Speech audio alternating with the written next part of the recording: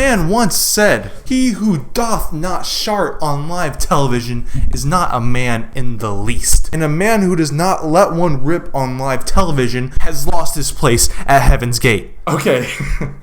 Let me back up. A couple of days ago, I was scrolling through my Twitter news. Yeah, I get my news through Twitter, the most factual and unbiased news source there is. I'm scrolling, right?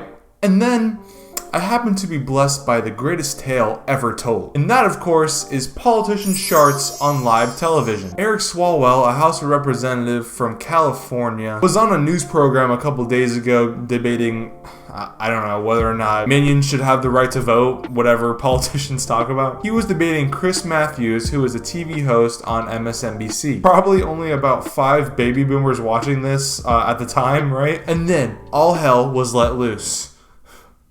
Literally. Let's take a look into what happened. Chris, so far, the evidence is uncontradicted that the president used taxpayer dollars to ask the Ukrainians to help him cheat an election. Okay, wait. This spawns so many questions, right? Guess he was a whistleblower after all. But, out the other end. Woo! Yeah. Many other questions, like, did he actually do it? Even with the research I did, I still, have this in my mind. I mean, maybe I did it. Just kidding. Unless I get 300 subscribers, then we're in serious business here.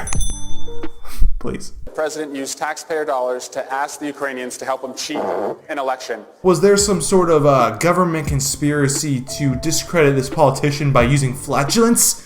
I mean, that's just a theory. And most of all, what was he actually talking about? Because I know after someone or something lets one rip, nobody's paying attention to them debating whether or not a hot dog is a sandwich, because bread covers the hot dog in such a way.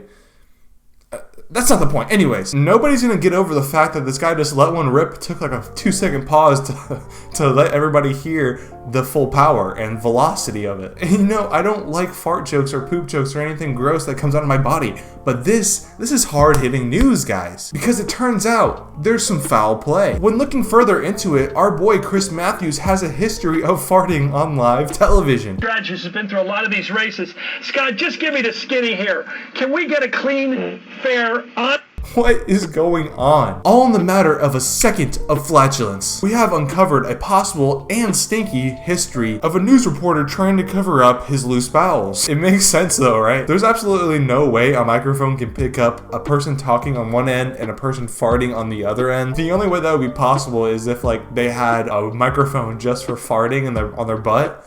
And if that's the case, MSNBC, we need to talk. Before we jump too crazy into this Fartgate rabbit hole, that's what it's called, trust me, there has been some pushback. Hardball, the name of Chris Matthews' show, had a response for the incident. Sorry to disappoint the conspiracy theorists, it was the hashtag Hardball Mug scraping across the desk.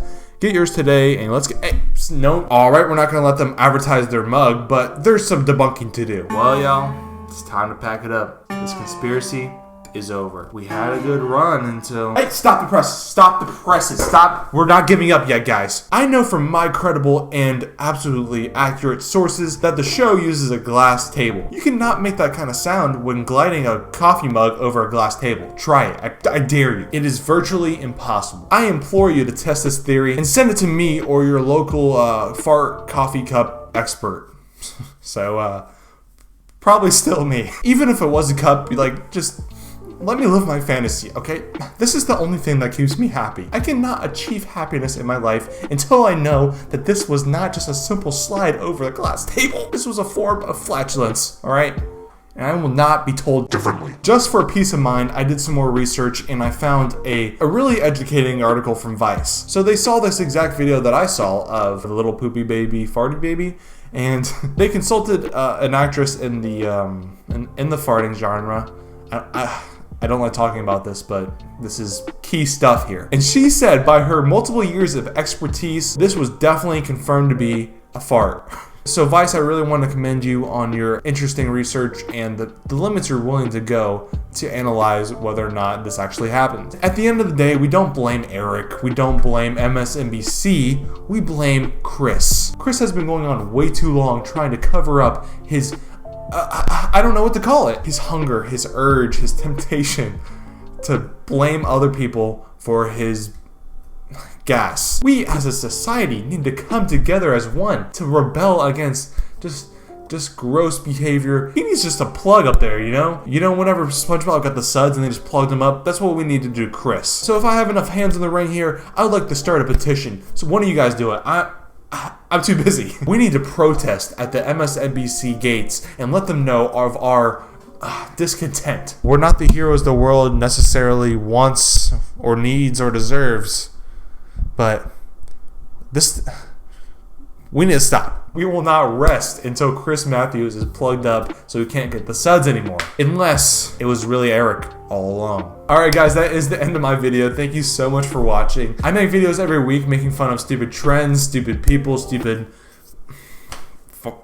gas. So if that sounds interesting to you and you thought my video was okay, go ahead and leave a comment and subscribe down below. Alright everybody, I'll see you next week. I love you so much. Bye.